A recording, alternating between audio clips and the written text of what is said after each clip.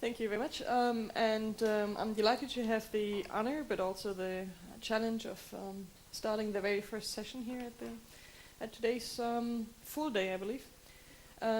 So the title is the same as the title of the whole session: Combining Historical Learning and Human Rights Education, a Contribution to the Empowerment of Learners. And I left out the question mark in case you haven't noticed.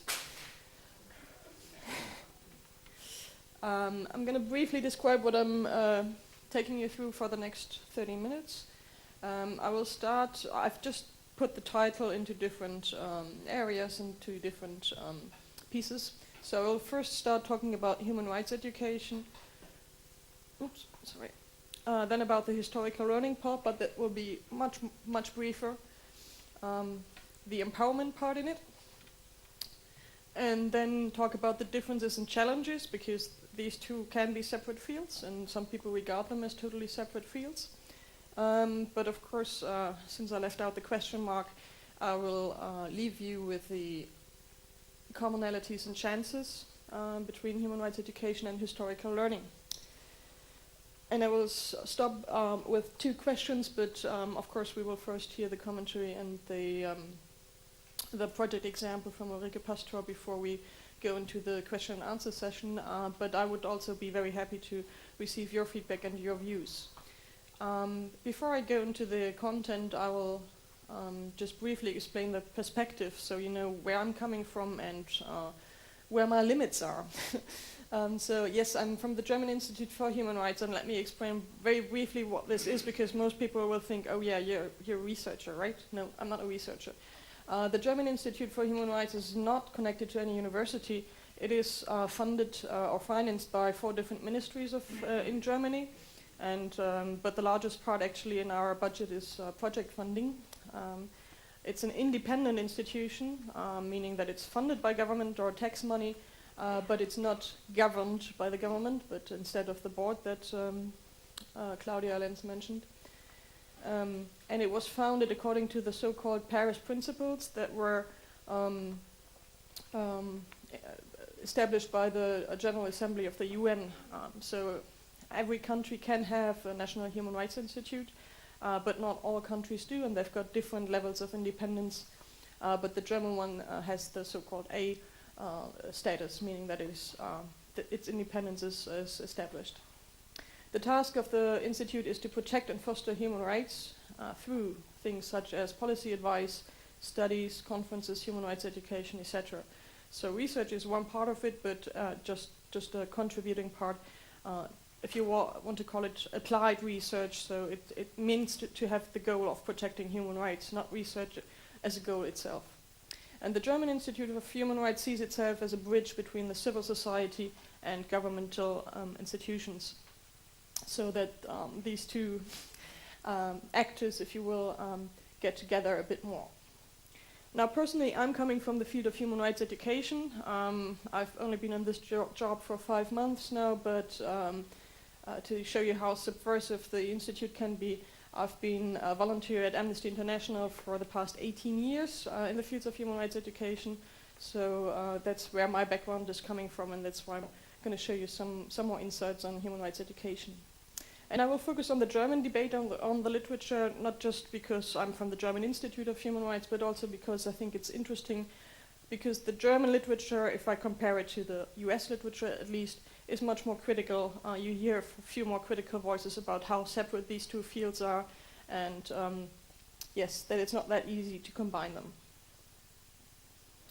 Okay, first about human rights education. I believe I'm going to spend a bit more time on this one because from what I heard yesterday, most people come from the field of historical learning. So you've probably heard still this definition, which looks huge, but it's really not that difficult. It's listed also in the UN Declaration on Human Rights Education and Training, which was established in 2011, again by the UN General Assembly. And they've got very catchy words. They say human rights education encompasses really 3 elements: education about, through, and for human rights. And about human rights, the understanding is that it includes providing knowledge and understanding of human rights norms and principles, the values that underpin them, and the mechanisms for their protection. This is a huge field, and I'm going to show in the next slide that I would like to separate a few ideas that are within this education about human rights. A second bullet point is on education through human rights, which includes learning and teaching in a way that respects the rights of both educators and learners. And finally, education for human rights, which includes empowering persons to enjoy and exercise their rights and to respect and uphold the rights of others. And you already have the empowerment element in here. Okay, I still find something else more useful, probably because I've been in the field for so long, that I'm just getting used to it, knowledge, attitude, and skills. And this is, for example, what the Amnesty definition of human rights education is still about.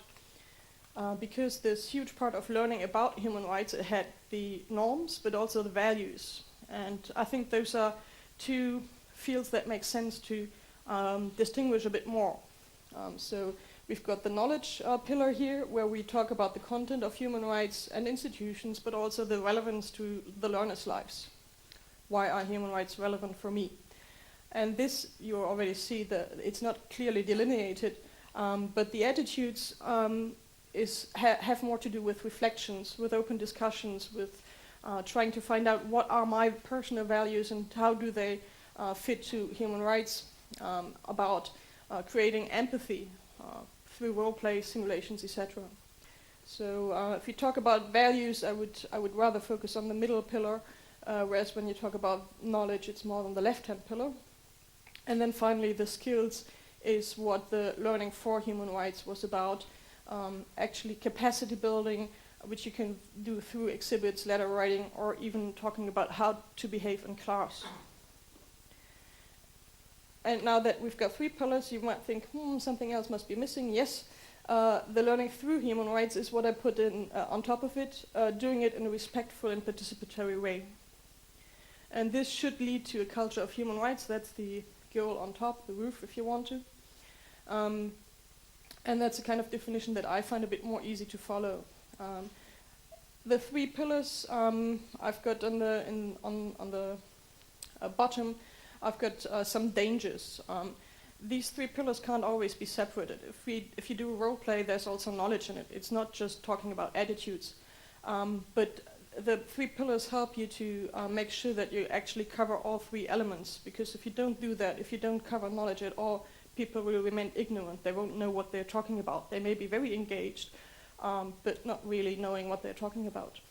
If you don't cover attitudes or values, they may not be interested at all in the topic. They may know a lot of things, but it's not relevant to them.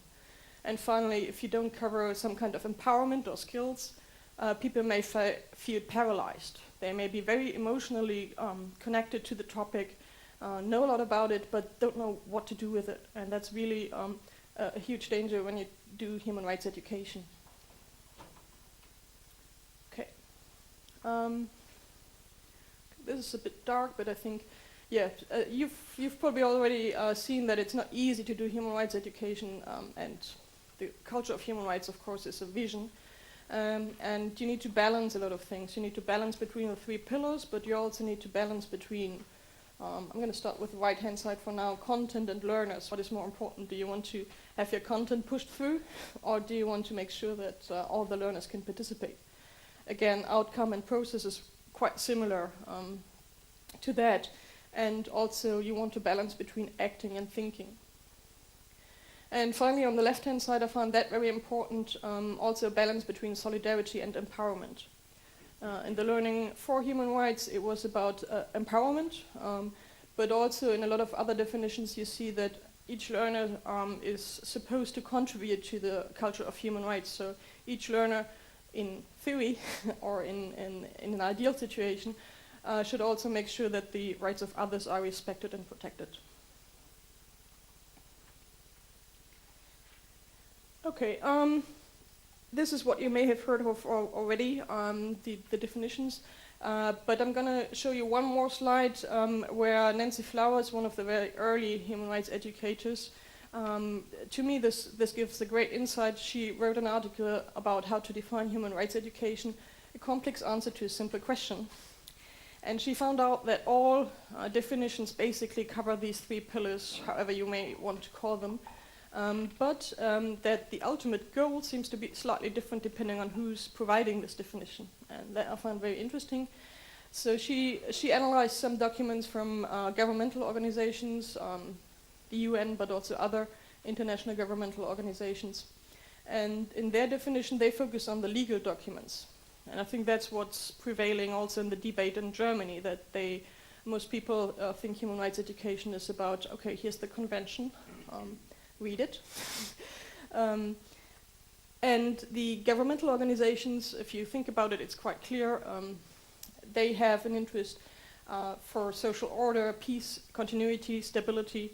They want their citizens to help one another and to make sure that everything is orderly. Whereas the non-governmental organization that Nancy Flowers looked at, they focus more on the educational approach and on the empowerment aspects. And they see human rights education as contributing to social justice, transformation, and even limiting the state power. And it's clear that this is not the same idea as the governmental organizations would have. Okay, I think this is important to keep in mind because I will come back to this when we talk about the challenges, where the people in Germany at least argue that human rights education and historical learning don't go so well together. Okay, this is just one slide on historical learning because I'm not the expert in there, but I've got some background on educational politics as well, and I think it's the same in most countries. So this is a German example just of educational standards by an association of Germany's history teachers. And through the OECD and the PISA process, we've all learned to talk about competencies by now, right? Yeah. We also have 3 pillars, but I've got some question marks underneath. The Association of Germany's History Teachers has 3 main competencies they want to have fulfilled in the historical learning. The subject matter competence, which I believe can be parallel to the knowledge part in the previous definition. An interpretation and reflection competence, and that's my first question mark. Yes, it's one part of talking about values and attitudes, but maybe not the only one. And then the third pillar is the method competence, and then I've got 2 question marks. Again, this may be one important skill, but if we talk about empowerment or about action and capacity building, this is probably not enough to call it the complete picture of empowerment or action or competence as far as actually acting is concerned. Okay, but again, I'm not the expert in that field, and your countries may have slightly different competencies, but I think this is quite common in subject descriptions. And we can discuss about that later on. No, going to the wrong direction. Okay, finally the empowerment part. And I'm just going to give you a few glimpses because I can't cover this as a whole. I will focus on, this is a kind of association tech cloud, if you will. I'm going to focus about power and the critical elements in empowerment. There are a number of other associations. These are just a few that are in there, but you may have totally different associations nevertheless. But I believe power and critical thinking are 2 important elements. And I'm going to, again, just give you one example by Theodor W. Adorno. Why did I pick him? I picked him because I used to work at the Frankfurt University, and my office was right next to the Adorno place. But of course, I also picked him for a content reason. Of course, he has some relevance to the field of historical learning, I hope, and also to the empowerment piece, because he wrote, actually it's not an article, but it's an interview called Erziehung zur Mündigkeit, and here we come to the limits of translation. The official English translation is education to maturity. But maturity, I believe, is just one way of translating Mündigkeit into English. It can be autonomy, responsibility, all those kinds of ideas. And it's an interesting interview, and as opposed to the other texts by Adorno, since it's an interview style, I can really recommend you reading it, because you can actually read it even during the flight. And it's interesting because they talk about the educational system in the 70s in Germany, but a lot of these critiques still apply today, and probably not only in Germany. Okay, but first the historical link. It's probably the most famous quotation by Adorno is the premier demand upon all education is that Auschwitz not happen again. And I think this is a quotation many of us can kind of, say this is true for me or this is true for us. But this has also undergone some critique because Auschwitz is a very unique event, of course. Event is a strange word. A very unique,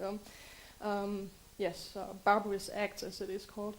And Michael Brumlik, again a Frankfurt educationalist, criticizes this is not enough for education because Auschwitz is so unique. We need to make sure that education contributes to other forms of human rights violations as well, so that Auschwitz may not happen again, but then many other incidents shouldn't have happened either, right?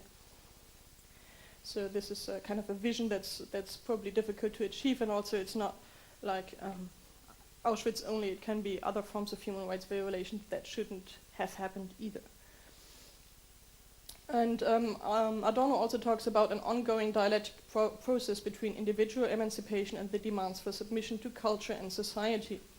And this, I believe, is an important aspect for the empowerment idea, because in the formal educational system, at least nowadays, if you look at the critique, the main focus, and we heard it yesterday, the term of employability, focuses very much on the market, the job market. People need to be made fit for the job market, and that's one of the main goals of the formal educational system.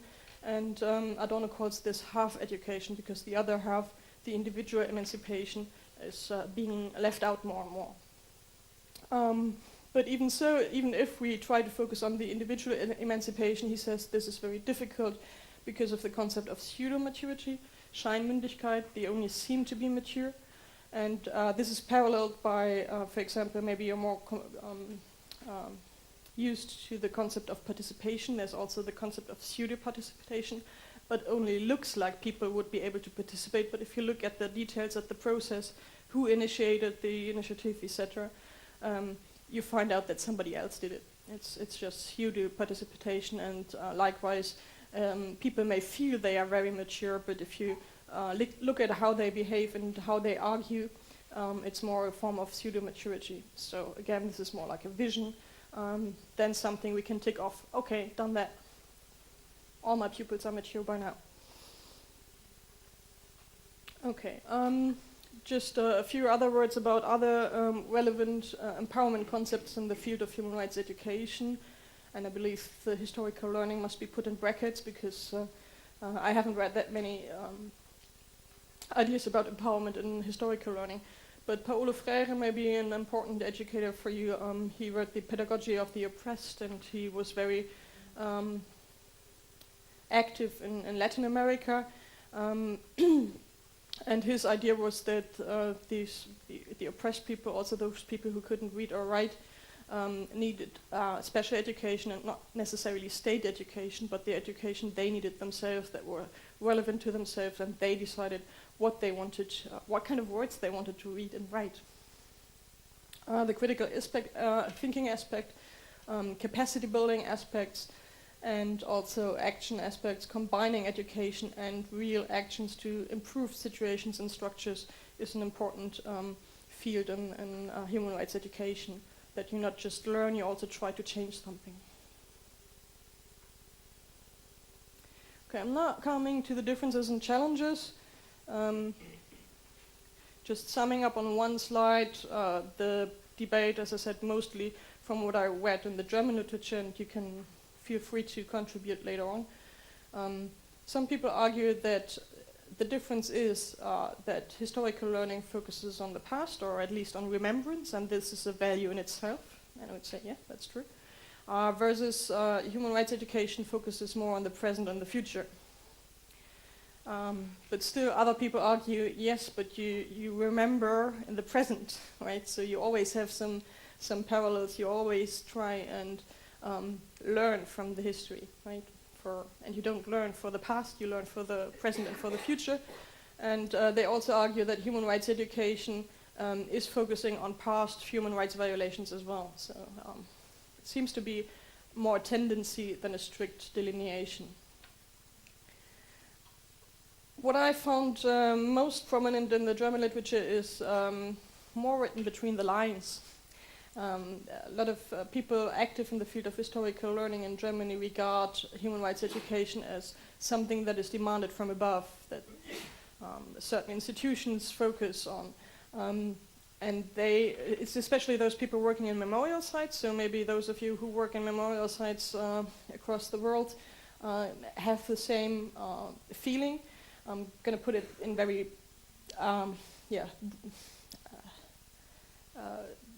very concrete words. They feel like, for example, in the 1990s in Germany, we had some difficulties or some barbarous acts again because people set fire to asylum seekers' houses and other people were applauding, so this was like a huge incident. And I think in other countries you may have had other incidents, like we heard about Norway yesterday, and of course in 2011. So some horrendous acts that were done and that showed that something was wrong. That a large number of people would have to be sensitized for human rights education, for tolerance, for anti-discrimination. And so it seemed like a very logic, but also a very under-complex act to say, okay, now we've got a problem, so who can fix this? Yeah, the educators can fix this. And what are good educators? Yeah, probably the ones already working on anti-discrimination and tolerance. So yeah, the memorial should also do human rights education and make sure that all these people who now have Nazi beliefs come out after 1 hour and be perfect democratic citizens. So this is the the very short and, of course, under-complex idea. But this is what the people in the memorials I talked to also felt like this is the solution to the problem. And they should do human rights education on top of everything else they are doing already. I'm going to come to that in a minute as well. But this is, of course, a difficult situation. Then if we remember the definitions I've put in before, you've already seen the 2 question marks in the skills section on historical learning. So I believe in the historical learning there is less focus on skills and capacity building than in human rights education. And then people state a very true sentence saying that explicit human rights education, and that probably makes the difference. A lot of people will say, yeah, I'm doing human rights education because I talk about democracy, I talk about discrimination. But actually naming them as human rights is what I regard as explicit human rights education, is only one of several possibilities in historical learning. And the same is vice versa. Human rights education, you mentioned, of course, the Universal Declaration of Human Rights, and that it is a reaction to these barbarous Nazi acts. But to go into detail about the history of the UDHR or other historical events is only one of several possibilities.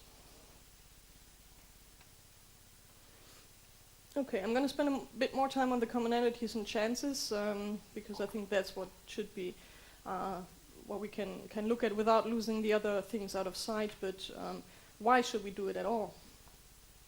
First of all, there is a common basis. The human dignity element and the non-discrimination element is what we, both human rights educators and historical teachers or educators can confirm to right away without even thinking about it for more than a minute. And therefore there's a common focus on empathy and attitudes, discussion and reflection, what I had regarded as the middle pillar on attitudes and values. Of course, also the knowledge pillar can be similar, and especially if we look at the Universal Declaration of Human Rights as a reaction to World War II or the Holocaust or barbarous acts. I know these are difficult terms, so I put them all in there, so you can choose which one you like. Even though this is not a linear reaction, but there's a chance to explore history and the background of the drafting and also of the following conventions. I know there have been already some some research on the drafting of the UDHR, and I think it's very interesting, and you can actually really learn a lot about it, also from the political science perspective, or cultural perspectives, numerous ones. But we've had some other conventions since then, and I believe that would be also an interesting field of research. And finally, what we can gain from one field to the other, and I'm going to have 3 more slides, and then I'm finished. Sorry. What I believe human rights education can bring to historical learning, and I've got the same 3 categories in the next slide as well, vice versa. First of all, the perspective. Sorry.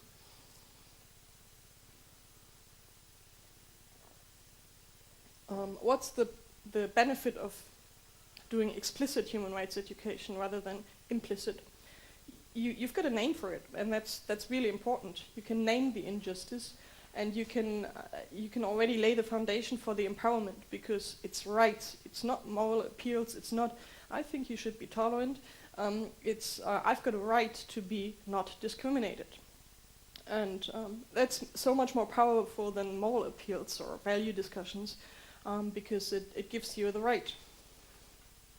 And you've got a completely different situation. You're not an object anymore, you're a subject yourself, right? And this leads to the empowerment part. Human rights education focuses more on skills and capacity building, because the ultimate aim is the prevention of human rights violation and the work on the structural level to actually improve the structures and the institutions and the legal system if necessary. And I think that's something that hopefully everybody can contribute to as well. And methodology-wise, it is less text-driven, I believe, than a lot of people think. From what I've read in the articles, they seem to believe that human rights education is about reading these legal texts and the conventions and learning about the different institutions. This is the UN, this is the Security Council, this is, I don't know, the Council of Europe, and it gets very complex and difficult and very cognitive. But I believe that the human rights education I've seen and done is less text-driven than anticipated. We do case studies, simulations, role plays, discussions, or games, if you like, and projects, so that the learners can actually contribute to them to their learning as well. The other way around, what can historical learning bring to human rights education? Again, the perspective is some historical sensibility, I believe. This is what I can learn from historical learning.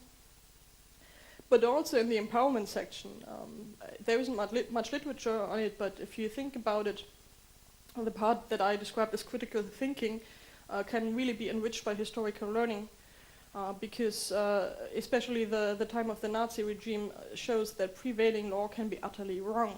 You know, what I said in the beginning, or just the slide before, you've got a right. It can be empowering, but then again, the legal system is not the non plus ultra, because there can be laws that are just not human rights conformant. Through historical learning, you can learn to question sources, which is also an important element of critical thinking and therefore of empowerment. Don't believe everything that is being said or written. And also the multi-perspectivity, including the sometimes different delineation between victims, perpetrators, and bystanders.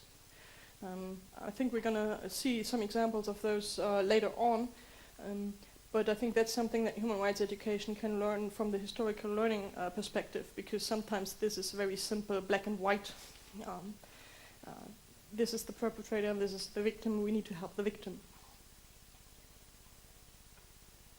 And in terms of methodology, I find it very interesting to learn about how memorials do education, and I believe that the learning places are much more holistic than what human rights education usually has. But it's not only limited to the memorials, but also to different sources such as movies or narratives. And why is that important? Why is that it helps every learner, because it's not only text-driven, but some more graspable ideas, more holistic ideas. But it could also be very helpful in reaching inclusive education. And here's the example of Hadamar. Hadamar is a place in Hessen in Germany where they have developed an educational program for learners with mental disabilities. And they received in the beginning a lot of critique because they said, oh, you can't, those poor people, they will be emotionally overwhelmed. Why should they cover such a topic? Very difficult. And they still tried it, and I think it's very important because the people with mental disabilities still have heard something, and they still, it's not that they need to be protected all the time. They need sorry. I believe they need some protection, but it doesn't mean that you can't cover this topic.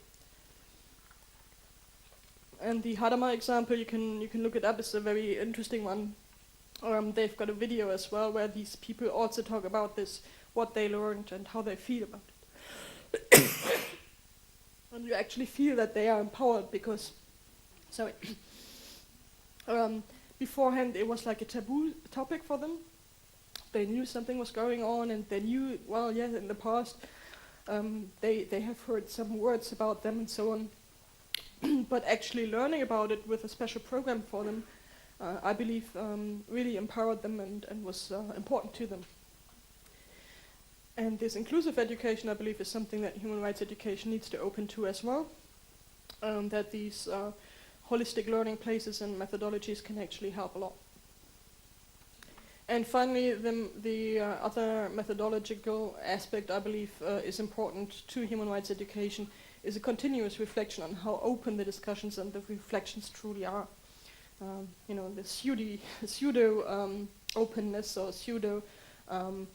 It's very difficult to talk about values in a formal setting because there's still always a teacher or professor or whatever, and the pupils and the learners will know straight away what the beliefs of the professor or the teacher are. And they don't know how to argue, whether they can really openly say their view or whether they are supposed to say something that is politically correct. And I believe that needs a continuous reflection to make sure that the discussions are really open and that the participants can say what they really mean. And this is something we can try and learn from the historical learning aspects as well. And now I'm going to come to the concluding slide. Something we can take up later on. I believe there are more commonalities when differentiating between formal and informal setting, and that's what I've been kind of leading up to, because the critique that is mentioned that human rights education and historical learning don't go well together is when they compare a non-formal setting for historical learning, such as memorial places, with a school setting of human rights education or something that is done by the governmental definitions I've shown you earlier. For example, in political science, you learn about the legal texts and the institutions, but I would argue this is not the whole picture of human rights education. So I believe those people who say you can't combine those two fields actually combine two different things. They don't compare apples to apples, if you will, but they compare a formal setting on human rights education with an informal setting in memorial sites. And I think we can go more into details and find out more commonalities if we compare formal to formal and non-formal to non-formal settings. So if you think about history in school, you can't do everything you do in memorial sites either.